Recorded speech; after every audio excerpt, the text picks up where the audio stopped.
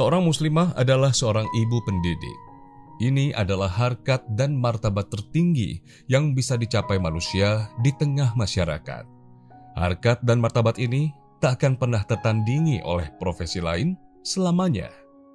Sayangnya, para musuh Islam berusaha untuk menebarkan tipu daya agar para muslimah enggan menjalankan profesi mulia dan terhormat ini. Padahal Allah Subhanahu wa Ta'ala telah memuji dan memuliakan profesi para wanita tersebut. Allah Ta'ala berfirman, yang artinya, "Dan kami perintahkan kepada manusia untuk berbuat baik kepada ibu bapaknya.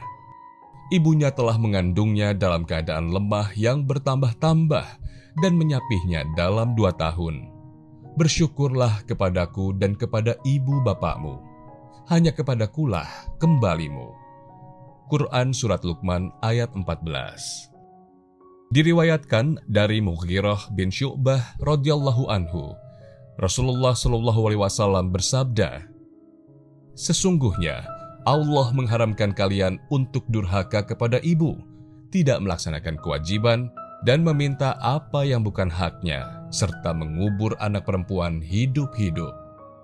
Allah pun membenci jika kalian berkata, katanya dan katanya, atau menyebar kabar yang belum jelas kebenarannya, suka meminta-minta, dan menghambur-hamburkan harta."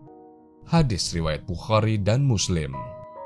Abu Hurairah radhiyallahu anhu meriwayatkan, seorang pria mendatangi Rasulullah Shallallahu alaihi wasallam seraya berkata, "Wahai Rasulullah, siapakah manusia yang paling berhak mendapatkan baktiku?" Rasulullah Shallallahu alaihi wasallam menjawab, "Ibumu." Orang itu bertanya lagi, "Lalu siapa lagi?" Rasulullah Shallallahu alaihi wasallam menjawab, "Ibumu." Ia lalu bertanya lagi, "Lalu siapa lagi?"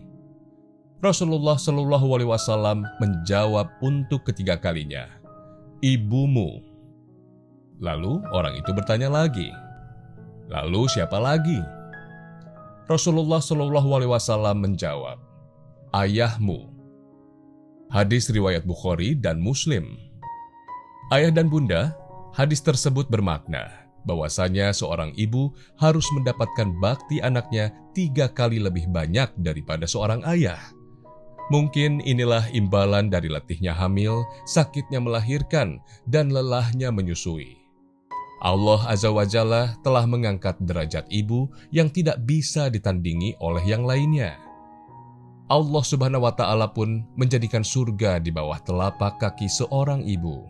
Artinya, seorang anak harus merendah lebih rendah dari kaki ibunya jika ia ingin meraih surga. Ada seorang sahabat yang menggendong ibunya sembari tawaf keliling Ka'bah. Lalu ia berkata kepada Rasulullah Shallallahu alaihi wasallam, "Apakah aku sudah menunaikan hak ibuku?"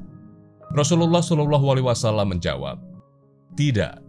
Bahkan untuk 1 tendangan kakimu pun tidak, yakni tendangan saat masih bayi di perut ibunya." Hadis riwayat Bazar. Lebih dari itu, jihad yang menjadi puncak ibadah tertinggi dalam Islam pun tidak akan diterima oleh Allah Ta'ala kecuali dengan seizin kedua orang tua, sebagaimana yang disabdakan Rasulullah Shallallahu alaihi wasallam dalam hadis yang diriwayatkan An-Nasa'i, Ibnu Majah, dan Al-Hakim. Jahimah bin Abbas pernah mendatangi Nabi Muhammad SAW untuk berangkat jihad dalam suatu peperangan. Lalu Rasulullah SAW bersabda kepadanya, "Apakah kamu masih punya ibu?" Ia menjawab, "Ya." Lalu Rasulullah SAW bersabda, "Temani ibumu, karena sesungguhnya surga berada di bawah kedua kakinya."